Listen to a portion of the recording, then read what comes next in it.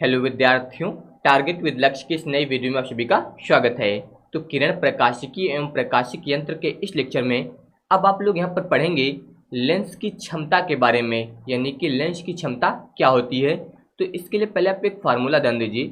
Formula ये होता है P बराबर 1/f, और यहाँ पर जो f का मान होता है वो मीटर में होगा। तो यहाँ पर जो है जो P है इससे बोला जाता है लेंस की क्षमता। P जो है ये यहाँ पर लेंस की क्षमता है, लेंस की क्षमता। और इसके अलावा जो F है ये यहाँ पर फोकस दूरी है, फोकस दूरी। तो अब आप यहाँ पर ध्यान दीजिए, ये जो फार्मूला दिया गया है इसी के अनुसार आपको यहाँ पर इसकी परिभाषा बतानी है। तो यहाँ पर बताया गया है P बराबर 1/f, यानी कि यहाँ पर याद रखिएगा कि जो क्षमता है वो यहाँ पर फोकस दूरी के प्रतिलोम के बराबर होती है, यानी कि उसके व्युत्क्रम के बराबर होती है। अगर किसी भी लेंस की फोकस दूरी अधिक है तो इसका मतलब वहाँ पर उसकी क्षमता कम हो जाएगी, और अगर फोकस दूरी यहाँ पर कम होगी तो क्षमता वहाँ पर अधिक हो जाएगी। तो आप यहाँ पर बताना चाहें तो आप बता सकते हैं यहाँ पर कि किसी पतले लेंस की क्षमता,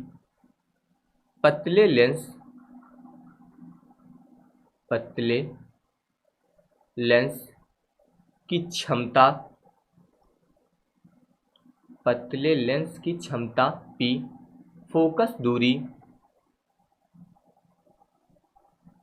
फोकस दूरी F के प्रतिलोम के बराबर होती है, के प्रतिलोम के बराबर होती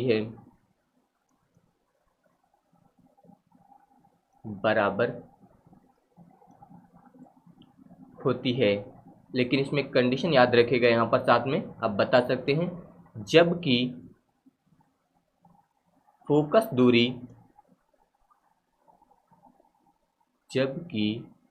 दूरी मीटर में मापी गई हो, मीटर में मापी गई हो।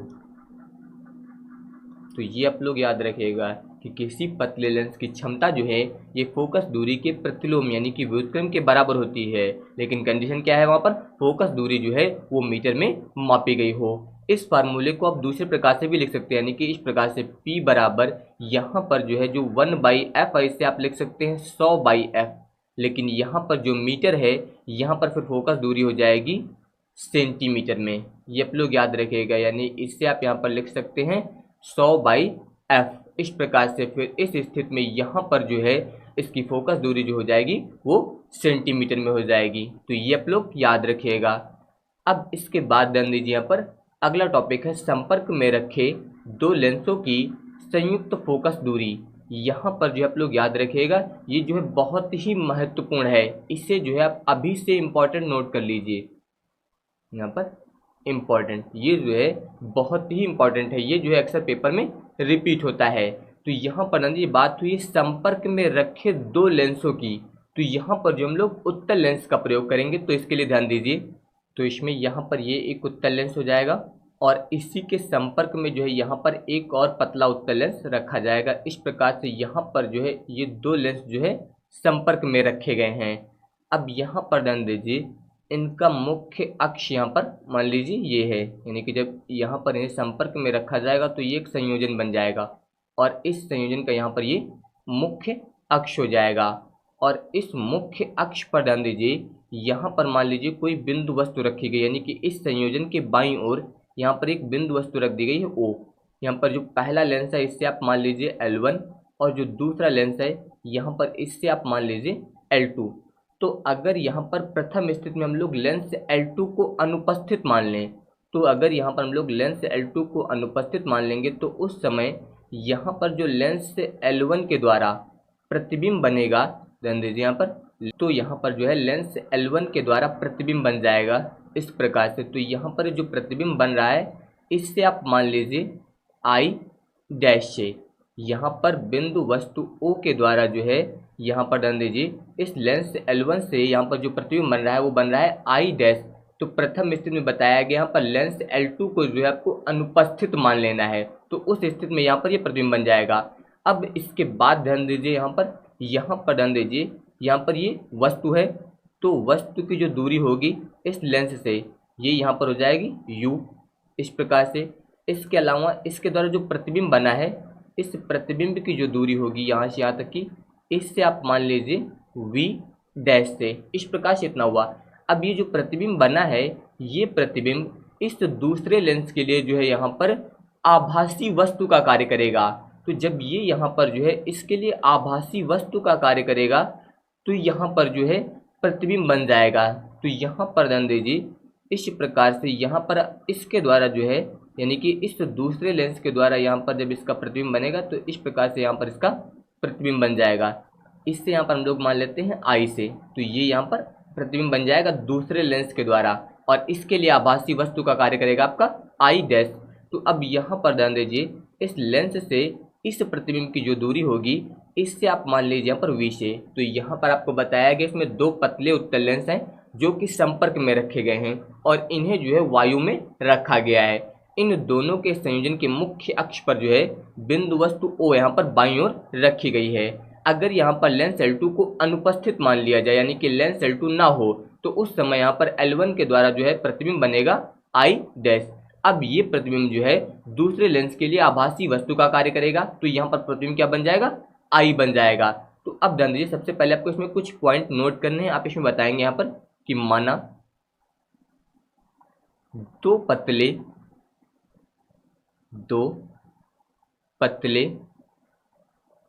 उत्तल लेंस L1 व L2 की फोकस दूरियां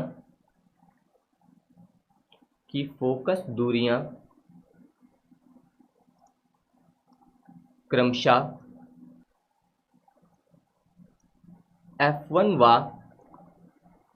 F2 हैं। ये आपको मान लेना है कि इन दोनों लेंसों की जो फोकस दूरियां हैं वो F1 और F2 हैं। इसके अलावा बताएंगे यहाँ पर इस संयोजन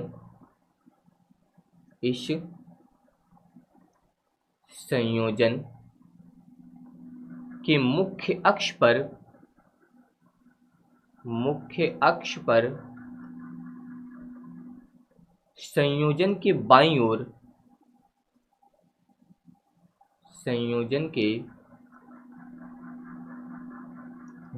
ओर एक बिंदु वस्तु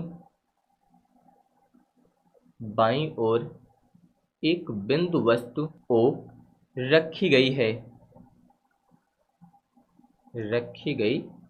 है इस प्रकार से। तो आपको बताया गया यहाँ पर कि यदि लेंस L2 को अनुपस्थित मान लिया जाए, तो अब आप यहाँ पर लिखेंगे कि यदि लेंस L2 ना हो, यानी कि ये यहाँ पर अनुपस्थित है, तो यदि लेंस L2 ना हो तो लेंस L1 द्वारा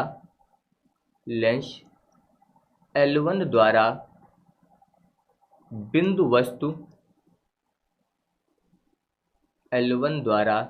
वस्तु O का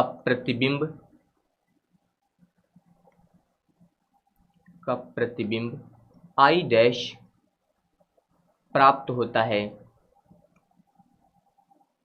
तो यहाँ पर जो है अगर लेंस L2 नहीं होगा तो L1 का जो है, यानी कि L1 के द्वारा जो यहाँ पर बिंदु वस्तु O का प्रतिबिंब I डैश प्राप्त हो जाता है।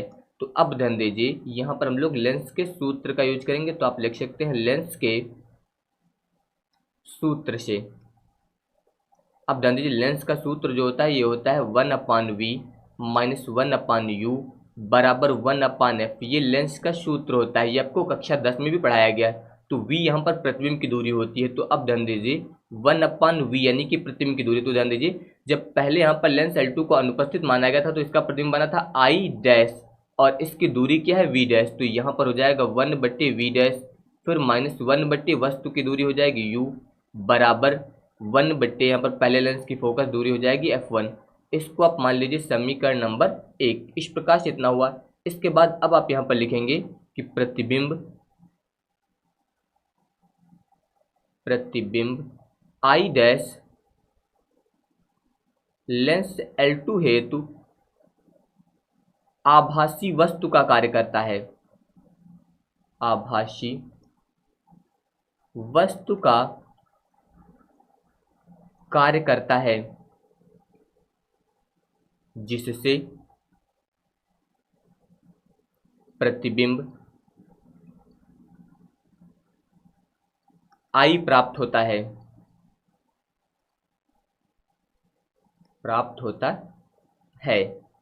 अब यहां पर फिर से आपको लेंस का सूत्र प्रयोग करना है, तो आप यहां पर लिखेंगे कि लेंस के सूत्र से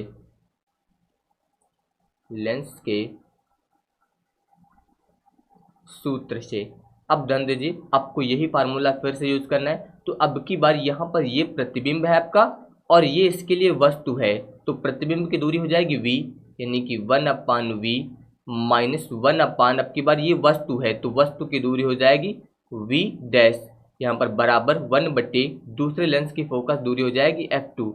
इसको आप मान लीजिए यहाँ पर समीकरण नंबर 2। अब इन दोनों समीकरणों को यहाँ पर हम लोग ऐड करेंगे, तो यहाँ पर आप लिख सकते हैं समीकरण 1 + 2। यहाँ पर याद रखिएगा समीकरणों को जोड़ने के लिए बाएं पक्ष को बाएं पक्ष में और दाएं पक्ष को दाएं पक्ष में जोड़ना है। तो अब यहाँ पर ध्यान दीजिए, सबसे पहले बाएं पक्ष में आपको दिया गया है 1/v डैश माइनस 1/u, तो यहाँ पर आप लिखेंगे 1/v डैश, यहाँ पर हो जाएगा माइनस 1/u, इसके बाद प्लस लगाएंगे। अब यहाँ पर ध्यान दीजिए दूसरे समीकरण में बाएं पक्ष में दिया गया 1/v माइनस 1/v डैश, तो यहाँ पर हो जाएगा 1/v माइनस 1/v डैश बराबर, यहाँ पर हो जाएगा पहले लेंस की फोकस दूरी और प्लस दूसरे लेंस की फोकस दूरी। तो यहाँ पर 1/v डैश से 1/v डैश जो है कैंसिल हो जाएगा, तो यहाँ पर आएगा 1/v माइनस 1/u बराबर, यहाँ पर हो जाएगा 1/f1 प्लस 1/f2। इसको आप मान लीजिए यहाँ पर समीकरण नंबर 3। अब यहाँ पर जो दो लेंस प्रयोग किए गए हैं, अगर मान लीजिए इन दोनों की जगह पर एक लेंस का प्रयोग किया जाता तो आप यहाँ पर लिखेंगे कि यदि दोनों लेंसों के स्थान पर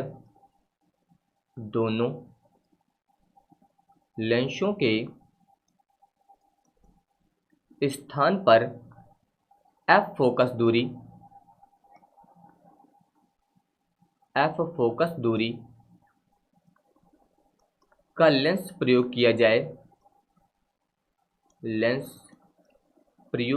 जाए, तो अगर मान लीजिए दोनों लेंसों के स्थान पर एक लेंस का प्रयोग किया जाता तो वहां पर ये होता 1/v माइनस 1/u बराबर 1/f। इससे आप मान लीजिए समीकरण नंबर 4। अब यहाँ पर आप समीकरण 3 व 4 से ध्यान दीजिए, यहाँ पर जो है दोनों के LHS बराबर हैं तो RHS भी बराबर हो जाएगा, यानी कि 1/f बराबर यहाँ पर आ जाएगा 1/f1 प्लस 1/f2। इस प्रकार से इतना हो गया। तो ये यहाँ पर जो है संपर्क में रखे दो लेंसों की फोकस दूरी का सूत्र हो जाएगा। अब इसके बाद ध्यान दीजिए यहाँ पर ये जो फार्मूला आया है, अगर मान लीजिए इन दोनों लेंसों में से एक लेंस उत्तल होता और दूसरा अवतल होता, तो अब ध्यान दीजिए यहाँ पर आप लिखेंगे कि यदि एक लेंस उत्तल और दूसरा लेंस अवतल है, तो फिर ध्यान दीजिए यहाँ पर ये फार्मूला इस प्रकार आप लिखेंगे 1/f बराबर 1/f1, इसके बाद प्लस 1/, जहाँ पर f2 लिखा है उसकी जगह पर हो जाएगा माइनस f2, क्योंकि अवतल लेंस की जो फोकस दूरी होती है वो ऋणात्मक होती है। तो अगर एक उत्तल होगा तो उसकी फोकस दूरी धनात्मक होगी, दूसरा अवतल होगा तो उसकी फोकस दूरी ऋणात्मक होगी, यानी कि आप लिख सकते हैं 1/f बराबर 1/f1, यहाँ पर प्लस माइनस मिलके माइनस हो जाएगा 1/f2। इस प्रकार से इतना आएगा। अगर आप इसका लासा लेते हैं तो लासा आएगा यहाँ पर f1 इंटू f2, इसका इधर गुणा हो जाएगा तो f2 माइनस f1 इतना आया। तो ये मान 1/f का है। अगर यहाँ से आप f का मान ज्ञात करेंगे तो ये पलट जाएगा, यानी कि यहाँ पर हो जाएगा f1 into f2 minus f1, ये यहाँ पर इतना आ जाएगा। अब यहाँ पर जो है कई सारी कंडीशंस आपको समझना होगा। तो सबसे पहले ध्यान दीजिए यहाँ पर केस नंबर 1 इस प्रकार से, यदि F2 is greater than F1, तो यानी कि यहाँ पर जो दूसरा लेंस है अगर उसकी फोकस दूरी अधिक है और पहले लेंस की फोकस दूरी जो है कम है, तो अब इस फार्मूले को ध्यान दीजिए, यहाँ पर F2 माइनस F1 दिया गया है। इसका मतलब अगर F2 का मान बड़ा है F1 से तो F2 से F1 घटाएंगे तो इसका मान पॉजिटिव आएगा, और अगर इसका मान पॉजिटिव आएगा तो यहाँ पर जो फोकस दूरी होगी इसका भी मान जो यहाँ पर पॉजिटिव आ जाएगा। और फोकस दूरी पॉजिटिव होने का मतलब यहाँ पर ये है कि ये संयोजन जो है उत्तल लेंस की भांति व्यवहार करेगा। ये आप लोग याद रखिएगा। यहाँ पर जो संयोजन तैयार किया गया जिसमें आपको बताया गया कि अगर एक लेंस उत्तल है और दूसरा अवतल है तो ये संयोजन जो है किस लेंस की भांति व्यवहार करेगा, इसके लिए आपको यहाँ पर ये देखना है। अगर यहाँ पर अवतल लेंस की फोकस दूरी अधिक है और उत्तल की फोकस दूरी कम है तो यहाँ पर वो संयोजन जो है उत्तल लेंस की भांति व्यवहार करेगा। अब इसके बाद ध्यान दीजिए दूसरी कंडीशन, यदि मान लीजिए यहाँ पर F2 is less than F1, यानी कि F2 का मान जो है वो F1 से कम है।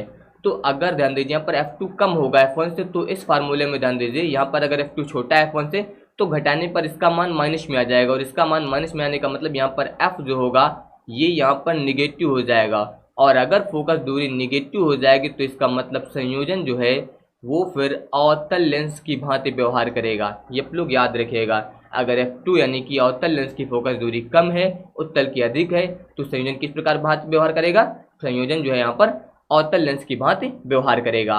अब इसके बाद ध्यान दीजिए तीसरी कंडीशन, यदि F1 बराबर F2, तो अब ध्यान दीजिए अगर यहाँ पर F1 और F2 दोनों बराबर हैं तो F2 माइनस F1 करेंगे और दोनों बराबर हैं तो इसका मान 0 आएगा, और 0 से अगर किसी संख्या को आप भाग करेंगे तो F का मान जो होगा वो फिर इनफाइनाइट आ जाएगा, यानी कि फोकस दूरी अनंत हो जाएगी। इसका मतलब संयोजन जो है समतल प्लेट की भांति व्यवहार करेगा। आप बता सकते हैं, अतः संयोजन एक समतल प्लेट की भांति व्यवहार करेगा, एक समतल प्लेट की भांति व्यवहार करेगा।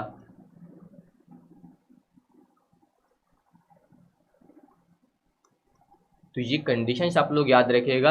अगर आपने एक लेंस उत्तल प्रयोग किया और दूसरा अवतल प्रयोग किया तो वहां पर आपको फोकस दूरी चेक करना है। अगर आपको F2 और F1 यानी कि F2 किसकी फोकस दूरी थी, अवतल की, F1 उत्तल की, तो अगर यहाँ पर अवतल की फोकस दूरी उत्तल से अधिक है तो यहाँ पर जो संयोजन होगा वो उत्तल लेंस की भांति व्यवहार करेगा।